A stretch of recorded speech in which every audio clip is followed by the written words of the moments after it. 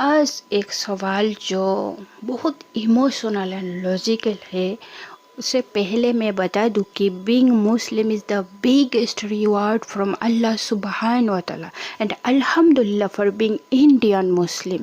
And being Indian Muslim हम दिल से फ़लस्तीन को सपोर्ट करते हैं अल्हम्दुलिल्लाह।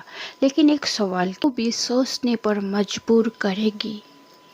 एक ऐसा मुल्क जिसका नाम है इज़राइल, जहाँ बीफ ओपनली कंज्यूम होता है, जहाँ गाय को माँ नहीं माना जाता बल्कि रोस्ट किया जाता है, और इंडिया में यहाँ नॉन मुस्लिम काऊ के नाम पर खून बहा दिया जाता है। बीफ के एक स्टेटस पे भी किसी का मर्डर हो जाता है। तो फिर सवाल ये है, जब इज़राइल बीफ नहीं खाता तो हिंदू उसका इतना सपोर्ट क्यों करते हैं? क्या आप इजराइल के साथ खड़े हैं, ईरान के साथ खड़े हैं, या आप मानवता के साथ खड़े हैं? सर, हम सीधी सीधी बात है, आतंकवाद के विरुद्ध खड़े हैं और हम इजराइल के साथ खड़े हुए हैं। तुम किसके साथ में स्टैंड करते हो? इजराइल के साथ में, ईरान के साथ में? किसके? भारत माता की जय, इजराइल माता की जय। मेरे को भी पासपोर्ट वीजा दे, भाई साहब मुँह कटा दूंगा, ना जाऊं इजराइल के लिए, जान दे दूंगा मैं। इतना क्रेज क्यों है? सिर्फ इतना ही नहीं, जियोनिस्ट आइडियोलॉजी जो इज़राइल की एक्सट्रीम फॉर्म ऑफ थिंकिंग है ना, वो ये है कि जो आइडल वर्शिप करे उसे मार देना चाहिए। और जियोनिस्ट लोग यहाँ तक कह चुके हैं कि आइडल वर्शिपर्स गॉड्स इनमीज है।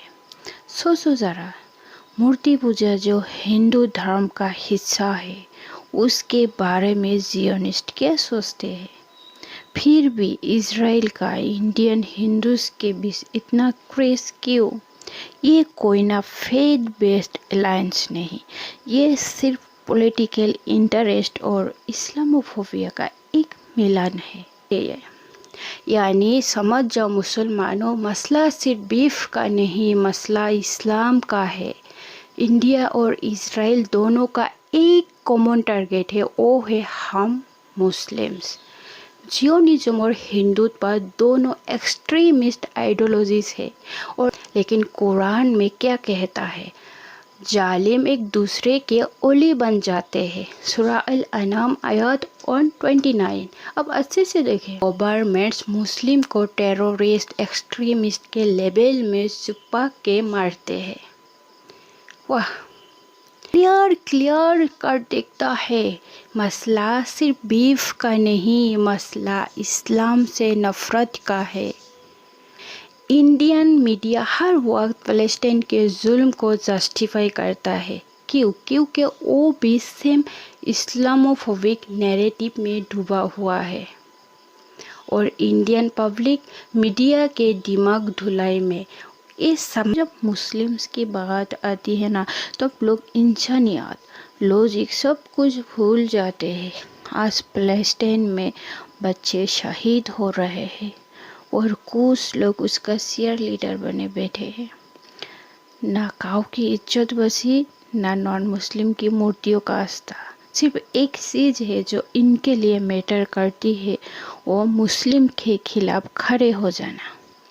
वरना जिस इज़राइल को सपोर्ट कर रहे हैं, वो उसकी आस्था, उनके धर्म, उनकी वैल्यूज़ किसी को भी नहीं मानता। ये हाइपोक्रेसी नहीं तो और क्या है, बताओ ज़रा। और सच कहने वाले ना आज भी एक्सट्रीमिस्ट बोल दिए जाते हैं, मगर सच तो सच है ना। और सच ये है, जो इंसानियत का कत्ल करे उसका सपोर्ट करना सबसे बड़ा जुल्म है। लेकिन याद रखो जालिमो, जुल्म कभी नहीं टिकता। फ़लस्तीन भी आज़ाद होगा और कश्मीर भी इंशाअल्लाह। हक हमेशा जीता है और जालिमों का एक साथी होता है, और वो है उनका खौफ, उनकी नफ़रत। लेकिन हमारे पास है कुरान, और जब तक कुरान है, इस्लाम का नूर रहेगा, जुल्म का अंधेरा हरेगा इंशाअल्लाह।